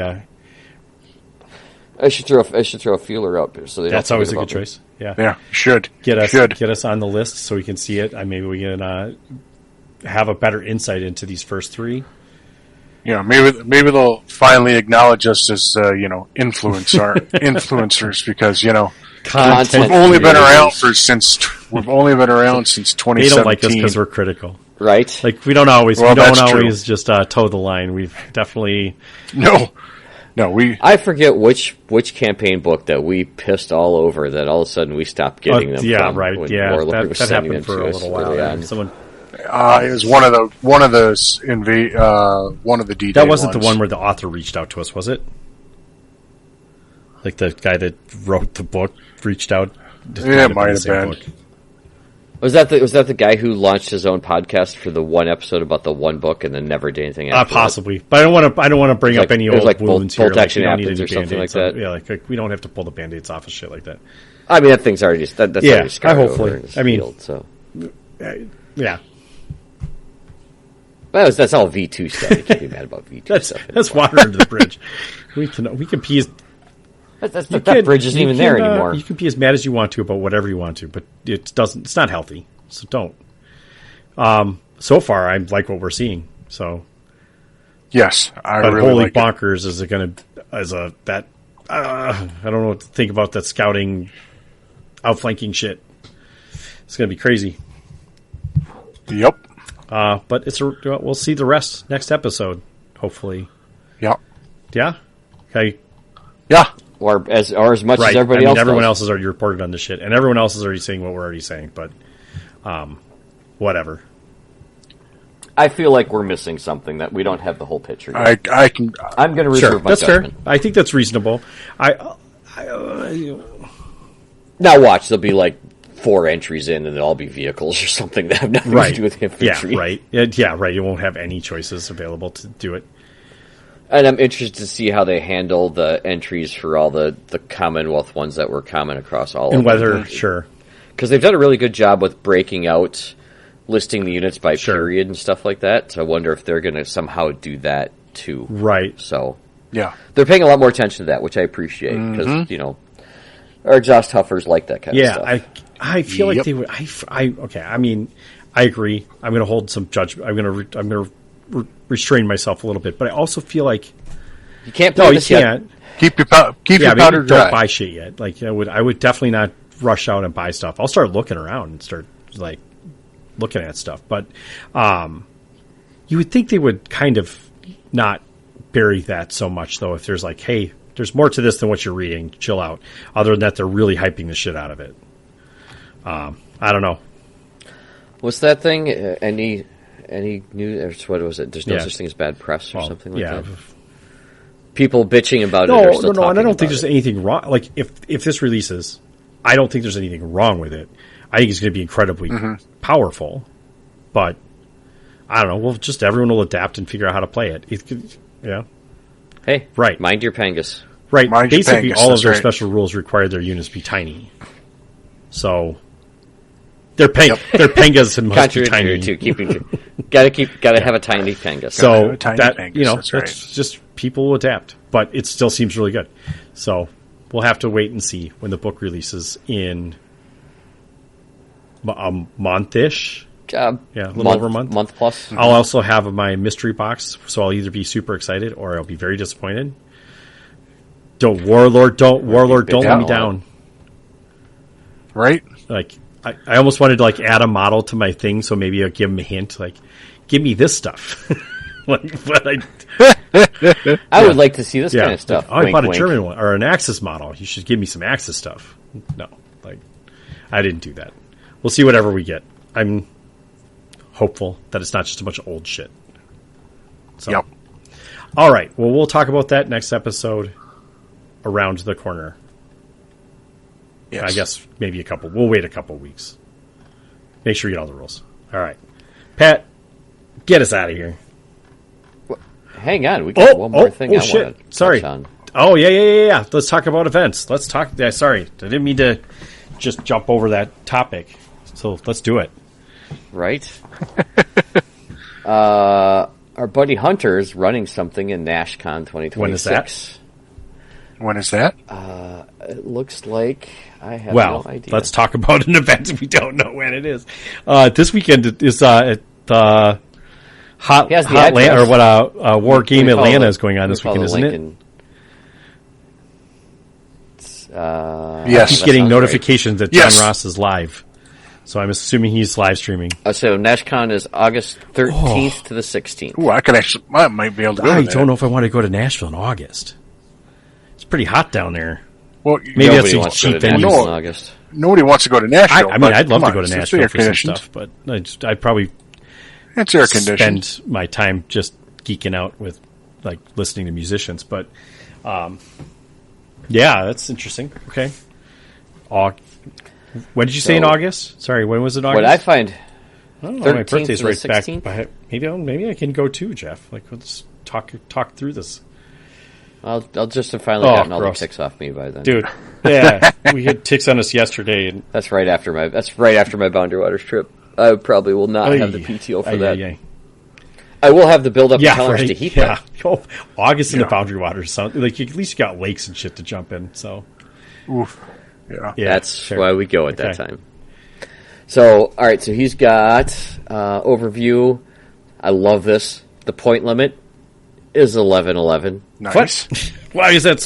What's the significance of that? 1,111 points. 1,111 points. Clearly, he made a list that came to that, and he loved it. And I mean, he's not it. even playing in it, but it's. I mean, I like when lists are different. Sure. I like it when it would. I've said it on the show a number of times. I like when people just go with weird points because Your net you don't list. have your Yeah. you don't have that list lying around. You're going to build totally. a new one for it. Yep. 24 order days cap. That's an fine. insane number at that level anyway. That's Yeah, maximum of 4 platoons. Standard platoon organization per bolt action 3rd edition rules. Your first platoon must be a rifle platoon, or your first platoon may instead be a recce platoon. Hooray. And he's accepting grudge matches for round 1 should you have somebody you really want to thunk on. Cool. Interesting. So the only caveat I would add to that is if I were going to, and I perfectly believe with this that a recce platoon should be an equivalent to the rifle platoon. Instead of the 1-2 choice for infantry, I think it would have to be 2. Oh, sure. Like it has to have at least 2 infantry squads. Yeah, that's just to get those 2. Yeah, that's I mean, fair. Yeah, I to be fair, it's only to their detriment if they don't bring enough. You know, like if you don't have 2 squads of dudes, you're going to be totally hosed on most scenarios. So yes, like, that's up to you, but highly recommend you bring more. Choice. It's a thing you can do. Mm-hmm. So Hunter, good luck with this. Let me know how it goes. Let me know if you need anything. Yeah, that's interesting. Like it. He's a great guy. He's an outstanding young man. So I hope he has a great tournament and a good turnout. It doesn't say how many he's capping at for. Well, NashCon is a bit. I've heard of that one before. It's a bigger con down there on that their side of the world. I don't know if it's had bolt action before, but I've heard of it. I don't know why. And it looks like a ticket is $45. Like that's it, or that's the. I don't know how many games it is. Okay, to be perfectly just maybe a little bit of detail missing from this thing. Well, I mean, it's just a blurb. Oh, all right. Well, I'm just going to go to NashCon. That's where I was looking, but I'm having trouble navigating their site. Okay, tournament info. Find out. So, tournament info. Let's go down. Woofda. Kings of War. Yeah, they got a couple of games there. Player packet. There's a player packet already. Holy shit! Player packet. Yeah. Hang on, guys. We're not done yet. All right. Okay. Sure. All the stuff you just talked about. It consists of 3 3-hour rounds. Each game will have 6 turns only. No possible 7th turn. Do not start a turn after with less than 15 minutes. Yep. All makes sense. Yep. I got major, minor, draw, loss, minor loss, major loss. It's like, look at that. He's got the 20-0 scale. Secondary objectives. Mm-hmm. So whatever that is, these provide bonuses added to your total score. Whatever that is. Okay. The tournament awards. Best sports, first place, second place, third place. I like that. Tactical authenticity, best theme, army, or best historical flavor. Ooh, don't let me touch that. Sure. Precision and detail, best painted, recognized superior painting. And then they got a wooden spoon. I go back and forth on the wooden spoon sometimes. It depends on how you. Probably depends on how you present it. How you present it. When people are like making fun of you, that's not fun. If you're like, hey, let's encourage this guy to do better, that's great. I'm a big fan of like you have the wooden spoon, but you also give him like the fucking best thing in the room. Best thing in the room, like a whole army box or something. Do it. That's I totally think that's the way to go. Yeah. No, for the same game. Just I don't like maybe just go play something else instead. Like don't. Yeah, that could be kind of taken the wrong way. He's got some special units. So or a special unit. The Banner Guard. You can have it for free. Aha. Please note which infantry unit has the banner when you submit your list. They may carry a flag in addition to its other weapons. Friendly units within 12 inches of the banner can reroll order tests when ordered to rally. Only to rally. If the banner guard has a down order dice, the flag is hidden and provides no effect. Banner guards have additional secondary objectives that will be explained in the mission briefings. Okay, interesting. All right. Very cool. I like it when people add special units. It's a long day, though, That's fellas. awesome. It would start at 8:30 and ends at 8:15. Woofda. Long rounds, but he's got long. He's got long rounds, and he's got lunch. What? Hour lunch. Yep. That's not bad. And then there's 15 minutes between rounds. It looks like. Technically, lunch is an hour and 15 minutes. That's how you fight it. Yeah. Sure. Yeah, probably. There must be a briefing. Go over the scenario or whatever, I guess. Whatever. Yep. Yeah. That sounds really fun. I want to hear about it. Hunter, Can you send me your scenarios? And if you want me to, I will never tell them because I cannot make this one. My PTO will be burnt up. Wait, so what day of the week is really this? cool. On the Saturday, I'm assuming? Saturday. Saturday. Yeah, you know, I'm telling you, you could just get lost in the Boundary Waters and end up in Nashville. Whoops. Right? Whoops. It doesn't even take Son any of a PTO bitch. if you fly in on a late, like on a, God, freaking airline flights are ridiculous right now. Yeah. Minneapolis to Yeah. Nashville. That's going to have to calm down Oh, for maybe a it little will bit. be calmed down by then. BNA, is that the airplane code? It is. BNA is the Nashville, Tennessee one. All right. Yeah, I was trying to figure that out too, but I stopped wondering. And then so if you fly in Friday and come home Sunday. Oh. Is that round trip? 197? Dollars? Yeah. But Are you on the Delta. wing or? I think that's one way. That's got to be one way. Well, let's take a I'm look. looking. So it's a 6 a.m. flight. Yowzas. We're all looking for flights to Nashville. All right. Yeah, it's a $400 flight. Never mind. The return flight is another 197. Okay. Yeah. Well, it's still $400 for. That's not terrible, honestly. Wait, what? I'm confused now. No, it's 197. It just lists the price the same. Like it's like if you want to upgrade to a different flight, it would be more. But like if you keep it at like leave at noon on Friday and come home at 4 on Sunday, it's Okay, I'm a little concerned that I just typed in flights to Nashville, and the first screen I went to is August 12th to the 18th. that's the wrong dates, isn't it? Though? I thought it was I the 13th might have was the wrong dates, but tournament, whatever. wasn't I it? mean, I'm kind of shocked at how inexpensive they are. Yeah, tournament is August 13th. To the Oh, 16th. I'm looking at the wrong weekend, the but flight I I don't just- think it matters. I can go back. Wow.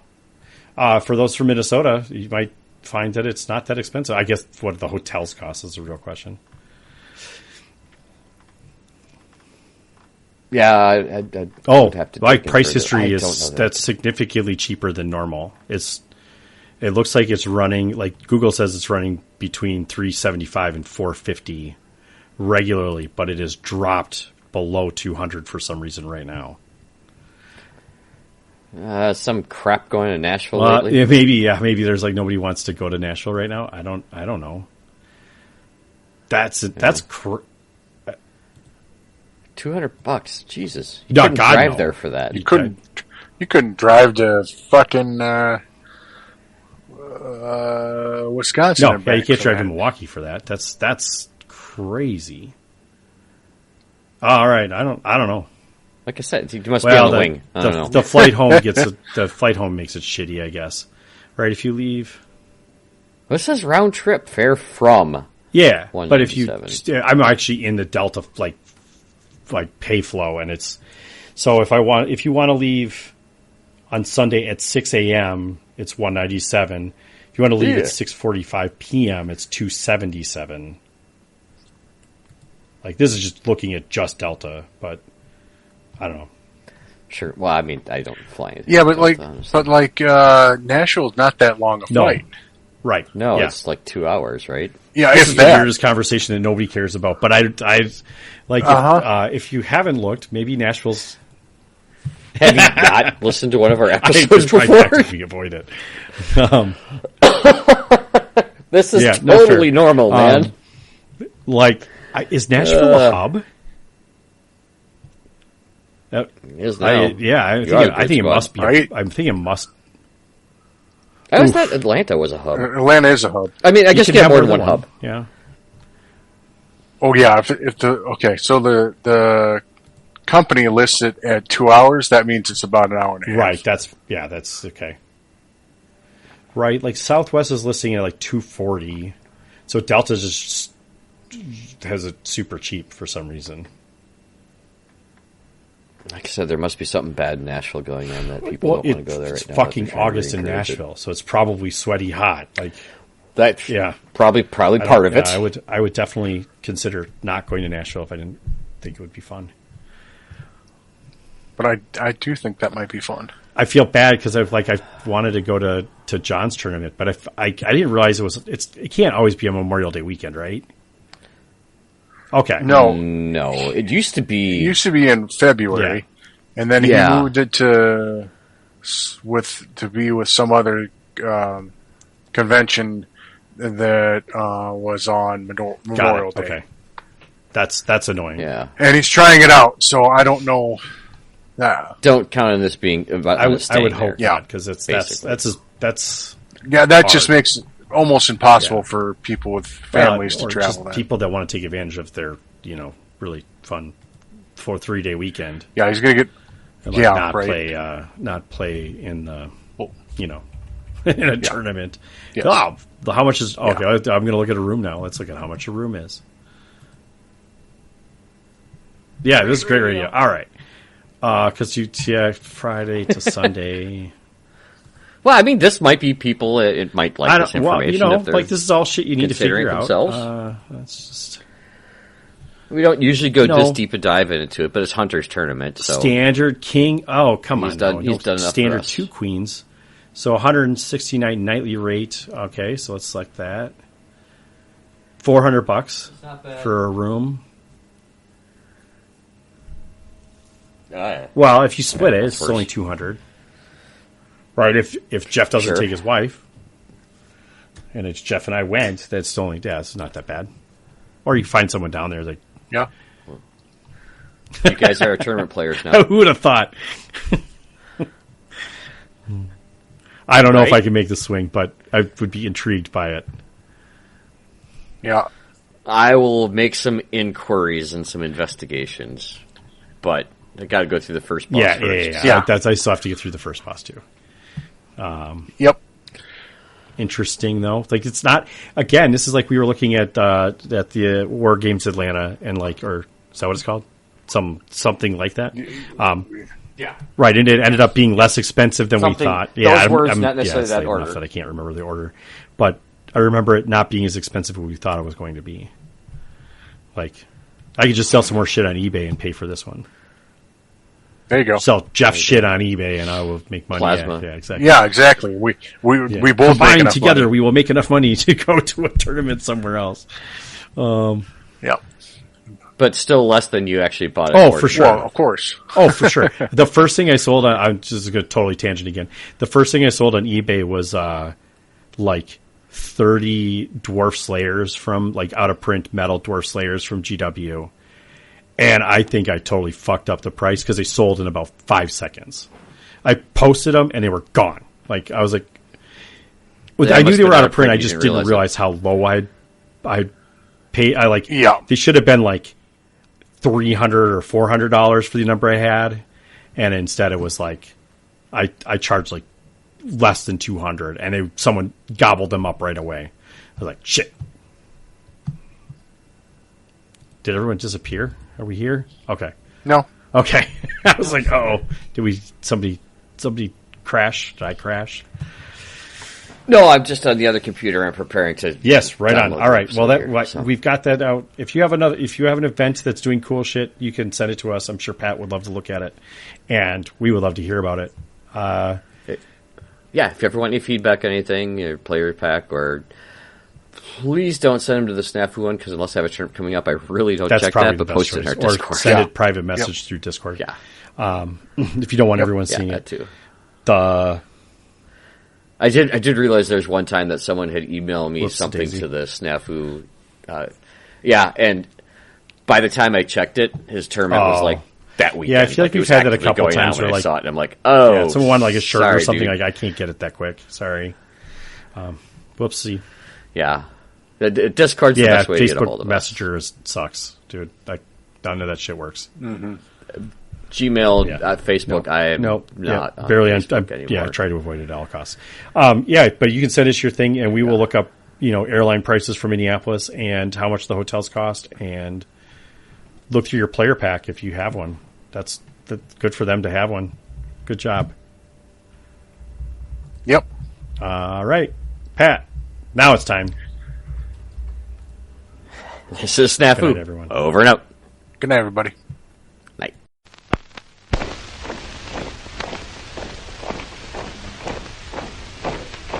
Once the jolly swagman camped by a billabong under the shade of a coolabah tree. And he sang as he watched and waited till his billy was, "You'll come a waltzing Matilda with me. Waltzing Matilda, waltzing Matilda, you'll come a waltzing Matilda with me." And he sang as he watched and waited till his billy was, "You'll come a waltzing Matilda with me." Down came a jumbuck to bring out the billabong. Up jumped the swagman and grabbed him with glee. And he sang as he stole that jumbuck in his tucker bag, "You'll come a waltzing Matilda with me. Waltzing Matilda, waltzing Matilda, you'll come a waltzing Matilda with me." And he sang as he stole that jumbuck in his tucker bag, "You'll come a waltzing Matilda with me."